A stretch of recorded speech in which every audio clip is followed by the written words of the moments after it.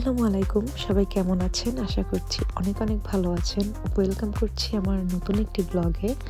যদিও ব্লগটা অনেক অনেক আগের, আমার এডিট করতে এবং আপলোড দিতে অনেক দেরি হয়ে গিয়েছে। তারপরও ভাবলাম যেহেতু একটা ভালো এক্সপিরিয়েন্স, কেন আমি সেটা শেয়ার করব না। তো কোনো এক ডিসেম্বরে আমরা গিয়েছিলাম সেন্ট মার্টিনে।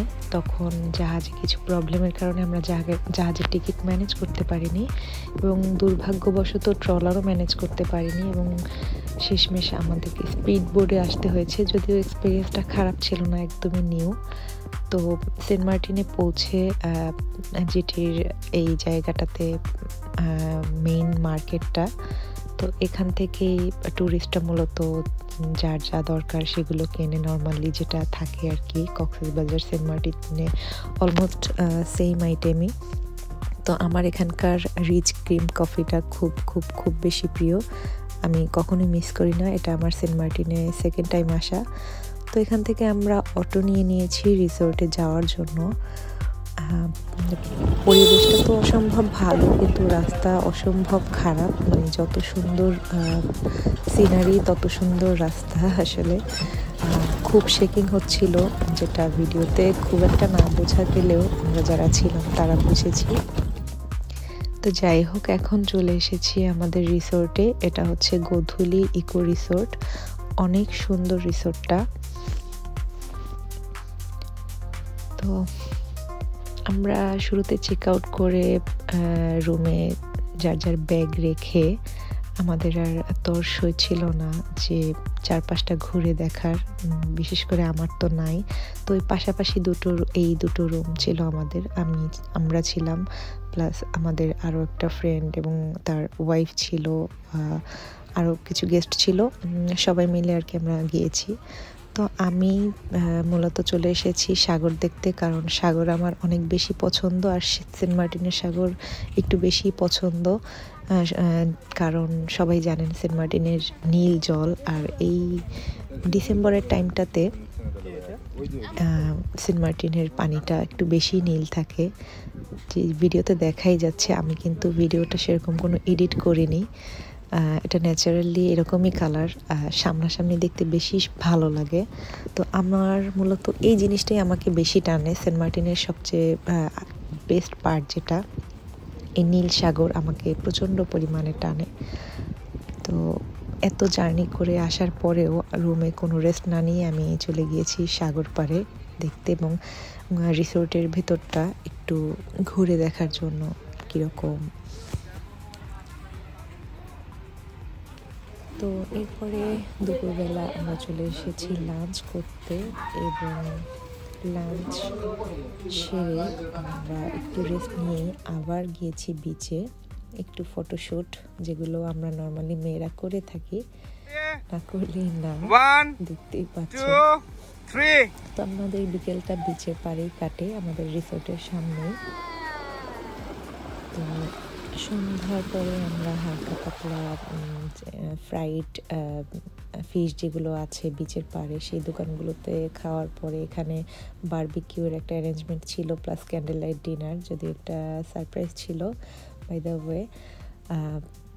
এরপরে পরদিন সকালে আমরা মোটামুটি ঘুমিয়েই কাটিয়েছি এবং দুপুরবেলা লাঞ্চ করে আমাদের ডেস্টিনেশন হচ্ছে ছেড়া দ্বীপ। আপনারা যারা সেন্ট মার্টিনে গিয়েছেন তারা জানেন, বা যারা জাননি তারাও জানেন সেন্ট মার্টিনের ছেড়া দ্বীপ জায়গাটা কত সুন্দর। এবং আমরা সেখানেই যাচ্ছি। মূলত আমরা বিচের পাড় থেকেই বোট নিব এবং সেখান থেকে ছেড়া দ্বীপ বোট নিয়ে যেতে হয়। 40 মিনিট বা 1 ঘন্টার মতো সময় লাগে, আমার এক্স্যাক্ট মনে নেই। আমরা বিচের পাড় দিয়ে হাঁটছিলাম। আমাদের রিসোর্ট থেকে প্রায় 5-10 মিনিট পায়ে হেঁটেই যেখানে বোট ছাড়ে আর কি ছেড়া দ্বীপ যাওয়ার জন্য। তো আমরা বোটে উঠেছি এবং এখান থেকে ছেড়া দ্বীপ যাব। আর এই নর্মালি আমি কিন্তু পানি প্রচণ্ড ভয় পাই, নর্মালি আমি সাঁতার জানি না। তো যারা সাঁতার জানে না তারা কিন্তু পানি প্রচুর ভয় পায়, কিন্তু এই যে নীল পানিটা, এটা এত এত বেশি সুন্দর যে আসলে ভয় জিনিসটা কাজই করে না। মানে মুগ্ধতা এত বেশি পরিমাণে থাকে যে আসলে তখন ভয় কাজ করে না। এই যে দেখেন দূর থেকে কিন্তু ছেড়া দ্বীপটা দেখা যাচ্ছে। মানে এই ভিউটা মাশাআল্লাহ এত এত সুন্দর, আসলে ভাষায় প্রকাশ করার মতো না।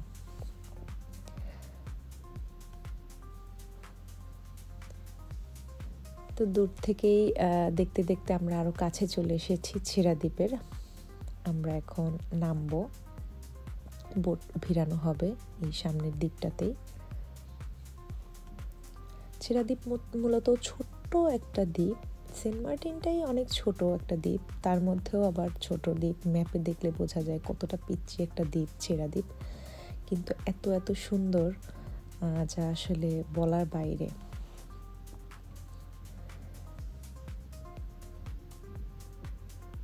আমার আসলে মন চাচ্ছিল যে এখানেই থেকে যাই, এত এত মানে সুন্দর কি বলবো, যেতে ইচ্ছা করছিল না। তারপরেও এই যে যতটুকু দেখা যাচ্ছে আপনার চোখে ততটুকুই ছেড়া দ্বীপটা, জাস্ট রাউন্ড।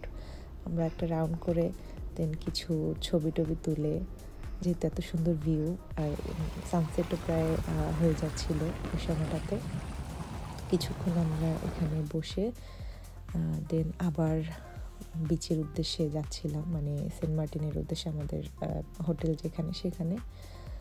সন্ধ্যা প্রায় ঘনিয়ে আসছিল।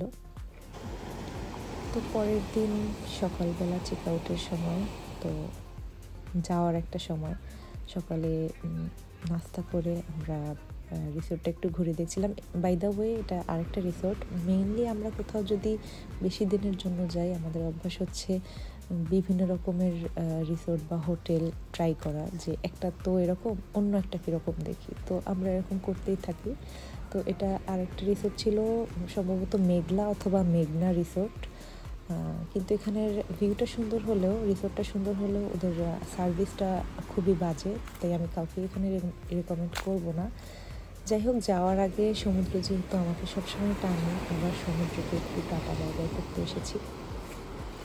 তো সবার ভিডিওটা কেমন লাগলো আমাকে কমেন্ট বক্সে অবশ্যই জানাবেন, আর ভালো লাগলে অবশ্যই লাইক, কমেন্ট, শেয়ার করে পাশে থাকবেন। Thank you.